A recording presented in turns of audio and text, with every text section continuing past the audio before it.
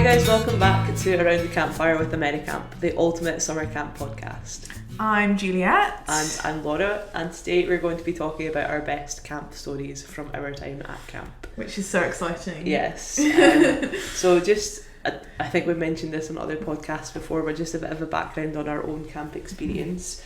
So I went to camp in 2018 and 2019 to a camp called Camp Half Moon in Massachusetts. And then COVID kind of got in the way of everything any further years. But last year I went back as well for a bit. So yeah. Yeah, I went to a YMCA camp in Massachusetts called Camp Frankie Day, but we call it CFAD, in 2018 and 2019 as general counsellor, and then last year I went back as the junior unit director, which is basically just like a leadership position on camp. So yeah, so we are just gonna share some of our sort of best experiences and funny moments at camp, different stories that we thought like kind of might be fun. Yeah. And I feel like we have relatively similar camp experiences, so there might be a little bit of overlap. I think so. I think so. Like when you're saying about like being on leadership in your second or your third year, like that was like my sort of experience as well. I went back on leadership when I went back, which changes everything. Which does change everything. And it was that year that I was like, oh, wow, this is like a different thing. Yeah, absolutely. It gave you a little bit more sort of liberty to have these more fun moments. I think most of my stories are from when I was a counsellor though, because you just have like you're obviously a little bit more close quarters with the kids, and there are just like some wild moments that happen. The kids are funny. Yeah. Do you have a story to kick us off with? Yeah, I mean, I can kick off with like my slightly bigger story. It's kind of my favourite story from camp. So it takes us back to 2019 when I was a counsellor.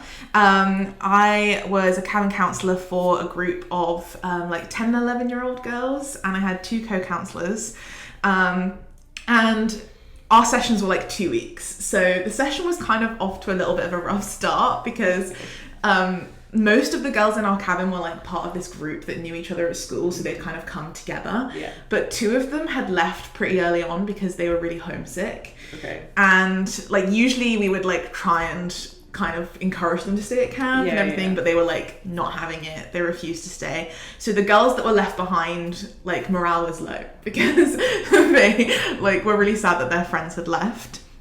So it got to like about halfway through the session, we had what's called FEWAC. So everyone from my camp who's listening to this will be like, oh my gosh, FEWAC. It's like the best night on camp. It stands for free evening with a counsellor. Okay. Basically, your counsellor, your cabin counsellor will plan like an individualised evening for you in your cabin. Right. And it's only you in your cabin and you can do anything. Cool. And so people would go out on the boat. They would have private campfires. I even had friends who like designed like a Star Wars evening just for their 10 kids and like crazy stuff like that. So we had like a pizza night, and then we went to the boathouse and we painted canvases. Like I still have my canvas at home, and then we were gonna go kayaking. So we went out on the kayaks at sunset, and we kayaked out to the middle of the lake. And at the same time, so we were the youngest cabin in the juniors, and at the same time the youngest boys cabin in the juniors were out on the pontoon, which is like this long boat that you can jump off of and do flips. So we kayaked out to them, and we were kind of like throwing them insults and like just being silly. And so their counsellors did not stop them from doing this. There was just like no direction at all. They basically all jumped off the pontoon and started like flipping our kayaks and like filling our kayaks with water. And so my kids, one of my co-counsellors was a lifeguard, so thankfully we were able to like drag our boats back to the shore, but our kids were like, we need to get revenge on cabin 9, like they can't do this to us. So we went off, had our showers, and then we went back to the cabin for a movie night. My co-counsellor had like a projector so we could watch films in the cabin. And then my co-counsellor Catherine was like, wait here, like watch your movie, I'm gonna go, I'll be right back. She walks all the way to the other end of camp to where her car is parked, and she brings back this paper bag full of garden flamingos. Obviously. She was the kind of person that, like, it made sense that she had a bag full of garden flamingos in her car. Like, she had so much random stuff. She had this projector. She had, like, her whole area of the cabin was decorated with posters that she'd made of, like, motivational quotes, but they were, like, unmotivational quotes. So she was wild. She comes back with these garden flamingos and she's like, I've been waiting for a reason to use these. And all the kids are like, oh my gosh, like, we need to surround cabin 9 in flamingos, and, like, they'll wake up and they'll be so surprised that their cabin is surrounded by flamingos, which is, like, not a good prank. We thought it was a really good one. So yeah, we basically, we had to wait until, like, their lights were off and we knew they were asleep. So we waited until, like, 1 a.m, 2 a.m. We were in the cabin, like, writing posters that said, like, you mess with the flock, you get flocked, or, like, you've been flocked, like, all these jokes about flamingos. We wait until their lights have gone off. We walk over to their cabin, we surround it with garden flamingos, and then we put these signs, like, literally cover their cabin in these signs. And so the next morning, we were always, like, really early risers because we liked to go to the showers before anyone would get there. So we were already up and showered by the time cabin 9 had even, like, moved. We're, like, waiting outside the cabin. They're over here, we're over here. They, like, come out and they're like, oh my god, what is all this? They're, like, literally freaking out. And we were, like, laughing hysterically. It was really great because the kids had, like, been so anxious and, like, not having a good time, and then they were, like, loving it. Obviously we were laughing at them, but it was pretty late, so we had to go off to breakfast. Our plan was to come back after breakfast and, like, obviously help them take everything down during cabin cleanup. But we came back and one of the cabin 9, like, boys had gone back to the cabin early with a counsellor and, like, kidnapped all of the flamingos. And so he was just, like, they were just holding them hostage, basically. It turned in, there was about a week and a half left of the session, so you can imagine, like, that's, like, months in 5 years. It turned into, like, Flamingo Gate. Like, it was genuinely, like, this full conspiracy where, like, the boys were, like, requesting special treatment and they would give us flamingos back one by one. So they'd be like, if you don't give us your canteen today, which is, like, the snack that you get after lunch, if you don't give us, like, your fruit snacks or your famous Amos cookies, like, you're not getting your flamingo back. Though I think there was about, like, 8 of them.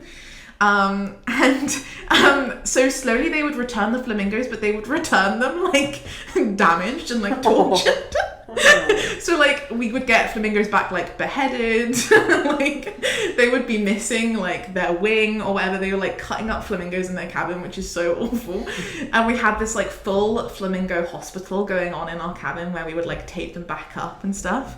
And so basically it reached this point where, like, it was the night before we were gonna have, like, a camp prom. It wasn't like a dance, we just, like, had been told to dress up fancy for dinner, and that we would take, like, prom style photos, and we had the girls had, like, it had gone so far to the point where, like, they had invented, like, lore and stories for all of these flamingos. They each had names.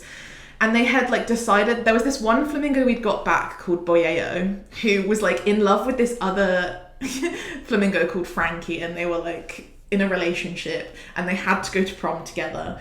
So they basically, like, we helped them, like, write this, like, speech, essentially, where, like, the flamingo Boyeo was, like, in front of the campfire at the, like, the fireplace at announcements, and I was behind the fireplace with a microphone so that it looked like the flamingo was talking, and it was, like, this long speech about how, like, he misses all of his flamingo friends, and, like, I think we put something in there about how one of them owed him money but he was, like, gonna forgive them. And it was, like, this whole story, and then at the end they were like, Frankie, like, I want to go to prom with you. Please, cabin 9, can you return Frankie to me so we can go to prom together?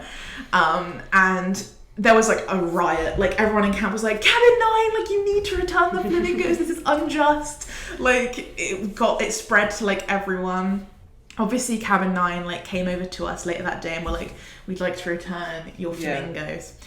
The next day at prom, we, like, made them little, like, bow ties out of paper, and we, like, dressed them up and we took them to prom, and it got to the point where, like, they came everywhere with us. We went to, like, a chapel service. It's not like a religious service, it's just, like, he would share like songs and poems and stuff, and they had like rewritten the lyrics to The One That Got Away by Katy Perry to like be about this flamingo relationship.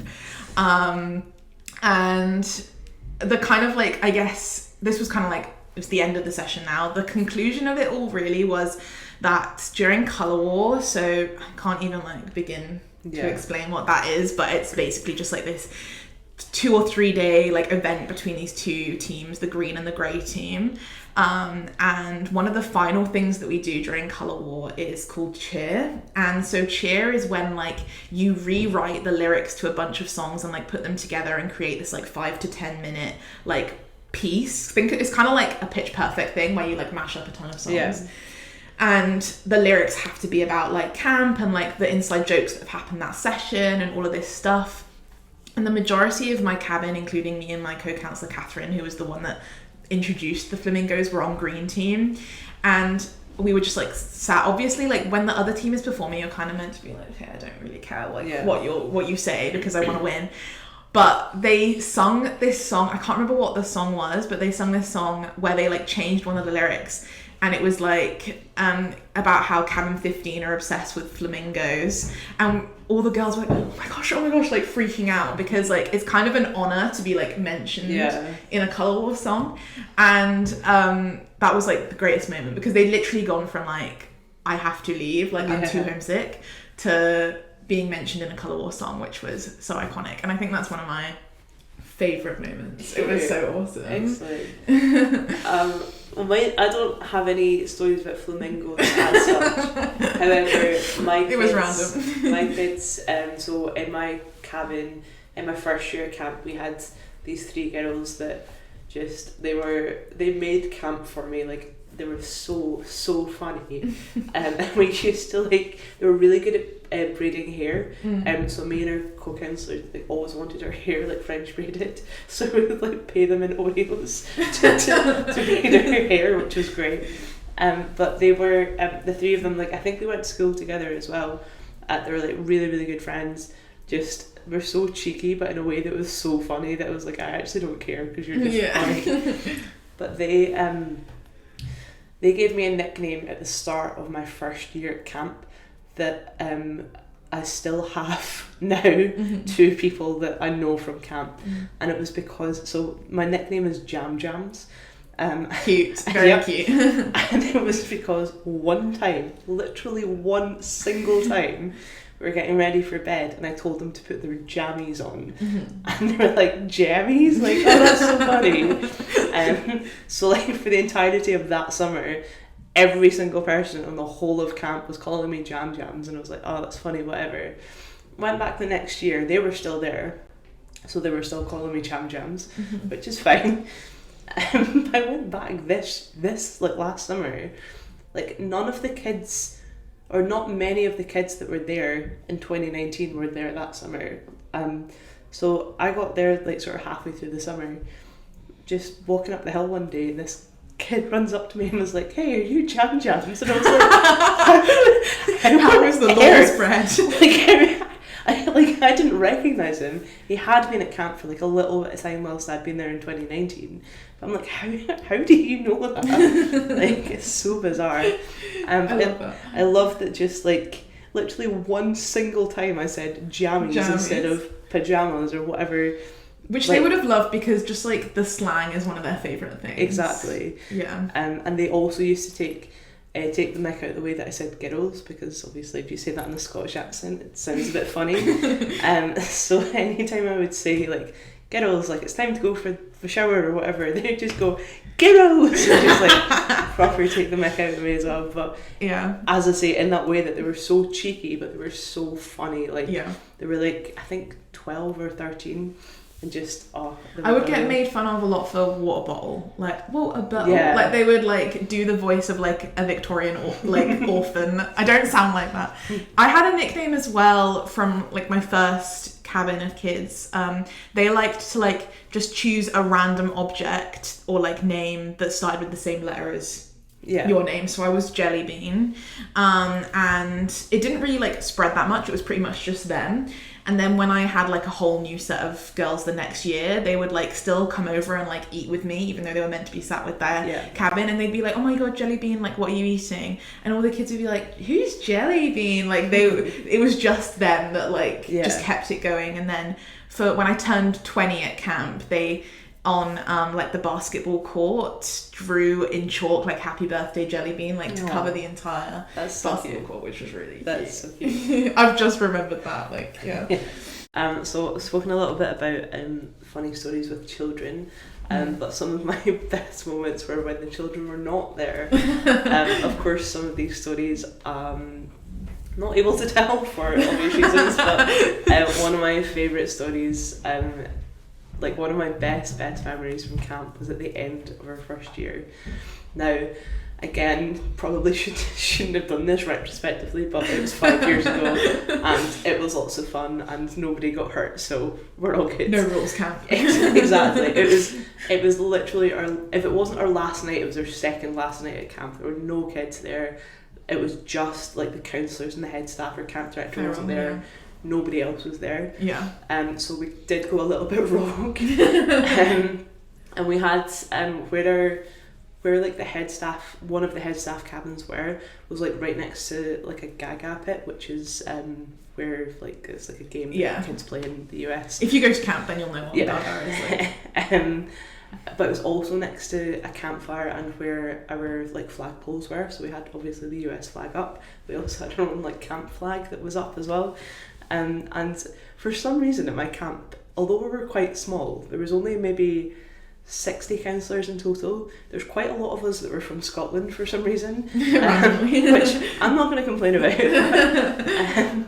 So this was like, as I say, like closing nights at camp. We hadn't been given a curfew as such, so it was kind of more just kind of like socialise but be respectful. So we'd went into this head staff cabin and like playing some games, all that sort of stuff, and then we were like, why don't we just like kind of cut about camp for a wee bit? So we went outside, and we had this like we had a Scotland flag with us, and we were like, there's so many of us here that are Scottish, like, and also there's an American flag up there, let's swap this out. So we went over to the flagpole, took down the camp flag, put the Scotland flag up over it, and then put it up in the morning, which was like already quite funny. And then the Gaga pit had flooded, like there was just quite a bit of water inside of it, so people were like going in. We had this like blow up lilo thing that we'd used in some sort of like water sports day, so we had that like on the ground and people were like backstroking like on this lilo through the Gaga pit. It was so mucky and so horrible. Which is like not big enough to actually swim in. Gaga pit is probably so small. like not that big.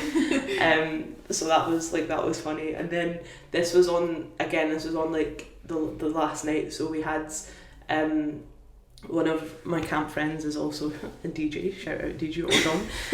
And so we went over to their cabin and we had like a wee DJ booth set up in the corner, and like somebody bought a disco light and we're just having this like really awful rave just in the middle of camp. But you've got to have a camp rave. Oh yeah, absolutely. Yeah. And of course, as I say, there were like literally no kids. Like it was just very much like chill out a little bit with camp and stuff, with our directors and stuff. But I just loved that night of just having this like freedom almost, and like this just sort of mischievous feeling of like, oh, let's go and put the Scotland flag up. Let's be naughty. Yeah. But then the next morning, so it wasn't, I don't think it was our last night, because the next again morning, we went to flag raising still, and we were all stood round in a circle, and our camp director came back, and the guy drove up like past like the flags, and he got out of the car and was like running over and being like, why is there a Scotland flag up, like where's the camp flag, what's all this? And all of us that were all Scottish just turned and like faced away. We're like, wasn't us, like absolutely no never idea. Seen that flag Absolutely not us. But yeah, we then owned up to it because we're good people. Yeah. But we did take it down then because we were like, okay, maybe that was a little bit disrespectful. Oh my gosh, no, that's so fun. We had a kind of a similar rave situation, but like with our LITs. So these are like leaders in training, counselors in training in 2018. I don't think we would do this now, but I think at the time, like, our LITs were a little bit more integrated with staff, but they were 16, like, looking back. And they kind of organised it, to be honest. They had bought, like, glow-in-the-dark paint, and they did it in the arts and crafts building because it, like, you can close all the windows and you can be, like, a blackout room. And so they, like, covered it in, like, glow-in-the-dark paint, and everyone that came in, they would, like, slather you in glow-in-the-dark paint, and there was, like, obviously no kids. We just, like, listened to music. But as everything does in my camp, it has to end as, like, some sort of emotional thing where we all reflect on our feelings and emotions, which is very, like, the vibe of my camp is, like, very kumbaya. And so it ended with us, like, in a circle, like, all, like, doing taps, which is, like, this song that you sing at the end of the day, in the dark, covered in glow-in-the-dark paint. And then one of our camp songs is Falling Slowly from Once the Musical. And we have, like, camp lyrics to it. And so we all sung that and just cried, like, covered in, like, glow-in-the-dark paint. That's so cute. I think my so we had on our, again, the very, very last day of my first year at camp, we had, like, a little bit of a campfire with everybody singing songs. Like, everybody was crying, and then we would do things. It was so like, many tears. you, like, stand next to someone that has, like, been your, like, rock this summer, and just, like, things like that. It was just so emotional. So we were all, like, absolutely in floods of tears. And then there's two girls, two of my friends, they're both called Holly. So the Hollies, then, like, this was their second year, but it was my first year. They wrote a diss track about every single counsellor on camp. Every single staff was mentioned in this diss track. So we were, like, had been in floods of tears, and then they pulled out this diss track and this, like, ukulele, and it was just, honestly, I've never heard anything funnier in my life, because everything was just, like, on point. I think I have, like, got myself in a lot of situations where I've been, like, crying so much. Like, I'm very infamous on camp for being someone that cries almost every day. I just, like, I'm very emotional in a good way. Like, it's not like camp makes me cry because it's bad, but I've got into lots of situations where I've, like, broken the tension or, like, made everyone laugh because I'm crying. But, like, there was one at the end of last year where, like, so at the end of Colour War we do what's called a chip speech. And I feel like I'm sharing all of, like, the dark secrets of camp, so I'm sorry to everyone that I went to camp with. I'm revealing everything, but basically, like, a chip speech is an opportunity for counsellors to get up and make a speech about camp. And they have to hold, like, a piece of wood in their hand, and then when they're done with their speech, they'll throw the piece of wood into the fire, so that they are, like, symbolising that they keep the fire burning. And the fire is, like, this overall symbol at camp about, like, being a light and, like, spreading light and etc. So not everyone will make a chip speech. Like, a lot of people, like, I know who have been going to camps for years and years and years have only ever made, like, one chip speech. But, like, because I'm very, like, over emotional, I've made a chip speech at every single Colour War that I've ever been a part of, which is 6 Colour Wars. And this was my, like, final one last year, and it was, like, obviously after a year of being on leadership, so it was even bigger and emotional. And I had, like, actually told my friend Fred, I was like, don't let me make a chip speech. Like, please, like, if you see me standing up, like, withhold me. Sit me down. Restrain me. But everyone else on leadership had made one, and I was like, okay, I can't not. I was going to do it anyway. But, I got up, but I hadn't, like, necessarily prepared anything because I'd told Fred I wasn't going to do one. And so I went on, like, this, like, really nutty rant where, like, I just, like, blacked out. I was, like, shouting out random kids that I'd had as, like, campers, like, 4 years ago. I was like, shout out to you, like, you're the best, whatever. And then I obviously, like, I started talking about the other people on leadership. And 2 other unit directors, you get really close when you're, like, the 3 unit directors. Obviously mean so much to me. Joyce and Kate, like, they were my closest people on camp last year. We did everything together, so obviously I was getting emotional, like, even thinking about talking about them. And for some reason I said, because one of the things that I love most about them is, like, how they really clear up situations for me. Like, if I'm like, oh, I don't know what to do about this, they always know, like, exactly what to do. And I was trying to think of, like, a metaphor to explain that. And I was like, it's like when you get, like, new prescription lenses and it's, like, the perfect prescription. Yes, as a fellow glasses wearer, I do get that. And my friend Fred like lost it. He was like laughing hysterically, and then I was like like weeping. And I couldn't get out any more words, and I was like, I'm so sorry, you guys, but like, I'm a Cancer sun, so like, it's really hard for me. And then I like finished the speech. After the speech, everyone was coming up to me and being like, oh my gosh, Juliette, your speech was so hilarious. And I wanted it to be like emotional, like I wanted people to be like, oh, like your speech really made me cry, it was really touching. But they were like, oh my god, it was a train wreck, that's hilarious. And so like I was so embarrassed. I went to Joyce's house and I was already like on the verge of a meltdown. So I was just like, because it was the last night of camp. Yeah. I just like cried so much. Joyce was like holding onto my leg like, it's okay. And I was like, I just wanted to be, I wanted it to be touching, not funny. And I got like upset about the fact that I couldn't express how much I liked camp in words that weren't like absolutely hysterical. But I think that's kind of just like, people really enjoyed it, so absolutely. It's fine. And I've had so many like memorable chip speeches that I've watched that I've been like, you smashed it, and that's just not me. Like I just can't do that. I mean, we're not that emotional at my camp. I mean, certainly I'm not a very emotional person anyway, but camp brings out the emotions in me. Yeah. But I think thinking back to like my very, very favourite day on camp, like there's one specific day that just like really sticks out in my mind. And it was so me and my friend Kerry, we were both like head staff together, and we were just like a bit of a dynamic duo in that like we would always kind of do things together. So we decided, again, this was like near the end of camp, we just decided one day to go and do all of the activities like in a day. Like every single activity on camp, it was our mission to do like everything. So like we got on our little golf cart. We were meant to be like actually working.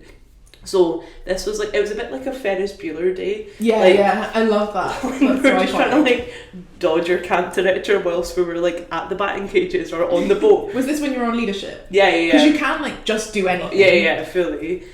So we literally like we couldn't be on the boat together in case one of us got radioed, because the radio didn't work out on the boat.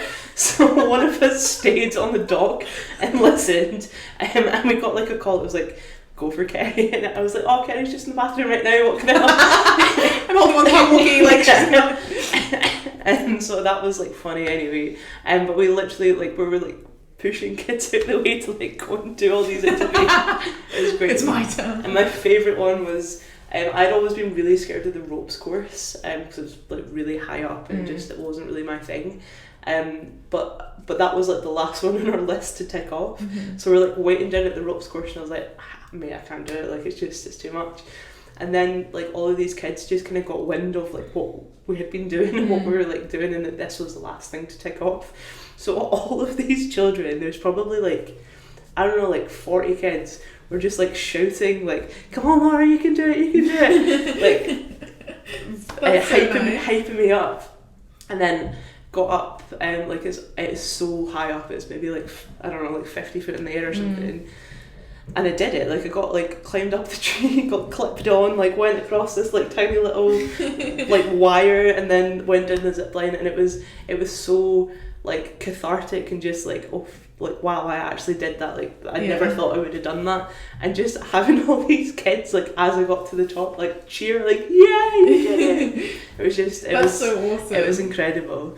And this was also on the same day that, so we did all the activities, we felt like kings of camp at this point. It was great. But this was also on the same day that we were in the dining hall, and like we were around, like head staff had their own table like at the top of the dining hall, and every day we would sing some sort of song, like camp songs and stuff, like after dinner. So we had decided that we wanted to like spice it up a bit, because we'd heard the same songs all summer and it was just getting a little bit boring. So we were like, well, why don't we just like sing an actual song?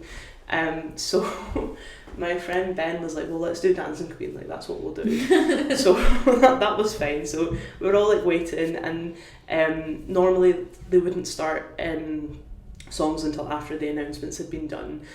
So Ben stood up and was like, right guys, we need to be quite serious here, like we've got some like serious things that have happened this week, and we just need to, before we do any fun activities this evening? We need to get like some things straight here.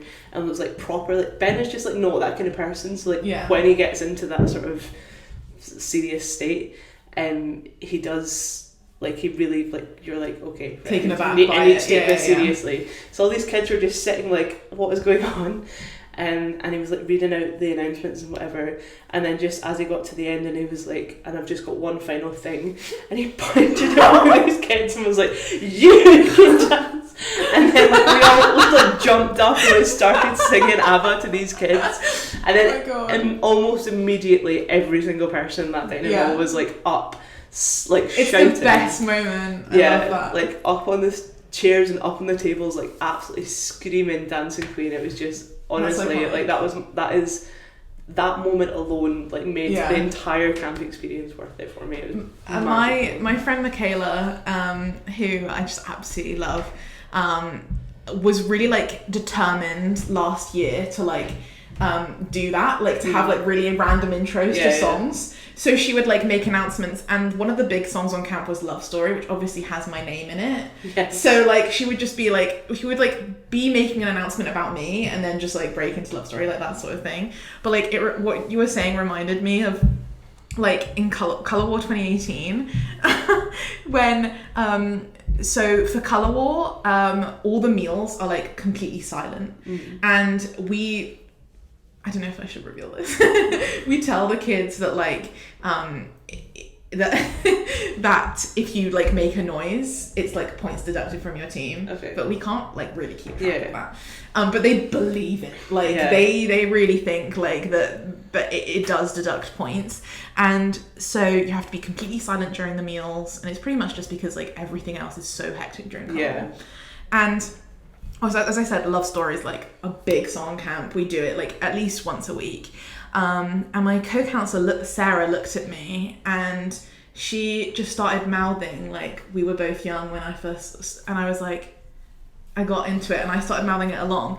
And I was like mouthing it like so much that the kids could like pick up on what I was saying. Like they were like lip reading what I was saying. And we were doing like actions as well. So we were like, Love Story. So like everyone knew what we were doing. And then we just like, you could like make noise with your like fists and stuff, so we like stamped on the like table, like stood up on the chairs and like started lip syncing, like made sure everyone was looking at us and like knew what song we were singing even though they couldn't hear it. And by the end of the song, everyone in the entire like dining hall was lip syncing with no noise Love Story, and like so people were proposing to each other and all of this stuff, but there was no music. That's amazing. And it literally like was one of the most incredible moments. It was so awesome. I like the dining hall moments were my favourite. Like the dining hall is like magic. It's literally the most magical place. I remember as well, we had once like I don't know if it was the same where you were, but we had a lot of bears near camp. And there was once I had like I was going back to the head office to get something, and as I'd come back, someone had come up and was like, yeah, we've seen a bear, so we need to keep the kids like in the dining hall. Oh my gosh. So we're like, okay, great, whatever. So we went in, and like it was getting to the end of dinner anyway, like we'd sang all the songs, like everybody was kind of getting a bit restless, and I'd gone over and I was like, right, there's a bear outside, we need to keep these kids in here. So again it was just like, right, and we'll start again with the songs. Another song. And it was a good like 20 minutes, 25 minutes, and then eventually we the kind of grounds person had gotten the bear off camp, and we let all these kids out, but they were just like, that was so much fun, like we had such a great time singing all these songs, and we're like, yeah, but you were only in here so you didn't get eaten by a bear. So the freshmen, which is like the youngest kids, have this evening activity called I think it's just like wedding or like the wedding or whatever it's, and they like have to get dressed up.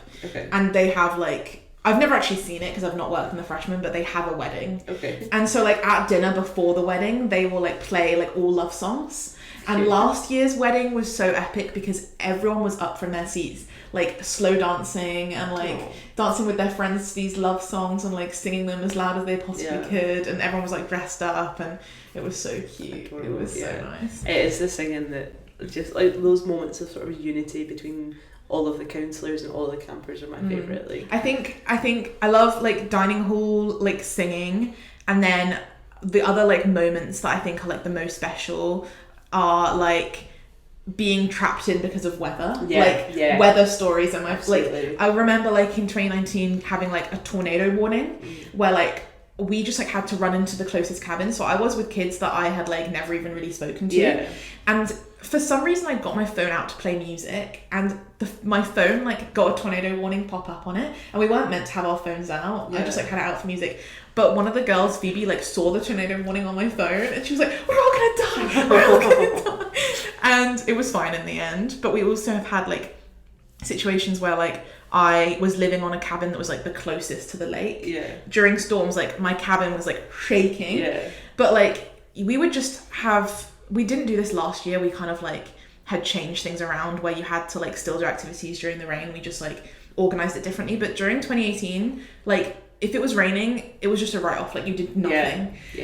Which I preferred, but like I understand if it's raining the whole week, then you do have to keep doing stuff. But we just like stayed in the cabin. We were playing cards or whatever, and there was one girl that like took a nap during this like day, and the cabin literally shook so much that we were like screaming, and she still didn't wake up. And this was the kind of girl that was like up every night, like going to the loo at like 3 a.m. and I'm like, now you're asleep. Like, now you sleep. But yeah, I think dining hall singing and but it's the kind of things that you'd never experience anywhere else. Like, exactly. And that's the sort of magic of camp, is that these experiences aren't any that I've ever been able to or not that I've tried to replicate them. I haven't been upstairs in the office trying to get us to all sing along. Like, and the tiniest thing that like you say it now and it seems like very silly is like such a big deal, like so dramatic at the time. Like, I remember my kids like writing a list of like the reasons they didn't like one of the girls in the cabin. And I was like, this is not gonna fly. Like, I had like a really big talk with them, and at the time it was like the end of the world. I was like, tell everyone this is like, my life is ending. And now I look back on that list and it was literally like, she snores. Like, it was just stupid stuff. But yeah, now they're like the nicest girls ever. So if I said that about them, they'd be so embarrassed because they're literally the nicest people ever. But but yeah, I think this sort of magic of camp is where I think what brings people back to camp. Like, people have a perception of what camp's going to be, and it far exceeds actually what you think it is. But it's these moments that bring people back sort of year on year, 100%. Which I love, and I want to go back to camp now. It's just that's what's just made me homesick for camp. Camp sick. Yeah, and I think a lot of people think they need to like tick the list of like, oh, like it has a really nice waterfront, or like, oh, like it has like the best equipment, but like you won't really care about those things. Exactly. It'll be about like the people and like the specific traditions. And I'm glad that I cried every single day, because it means that I really like felt it and made the most of it. And I didn't cry every single day, but I did. That's just me though. I did cry a couple of times, and I never cry, so that's a good sign. I didn't cry my first, but when you're on leadership, it's like a very intense, emotional thing. You're like running something that means so much to you. But great. Well, thank you for joining us. I hope you enjoyed our camp stories. Yeah, I think we could probably go on for about 10 more hours with more stories, but maybe we'll do a part 2 at some point. Yeah, we'll do it. Let us know if that's something you want. And if you've got any great camp stories, let us know them too. And hopefully everybody that's going to camp this summer will come back this summer and be like, wow, tons of stories. Here are my amazing camp stories. Oh my gosh, I can't Maybe wait. Someone else will put flamingos up. Do it. Yeah. And if you're from my camp and I've revealed too many secrets, I'm sorry. Bye.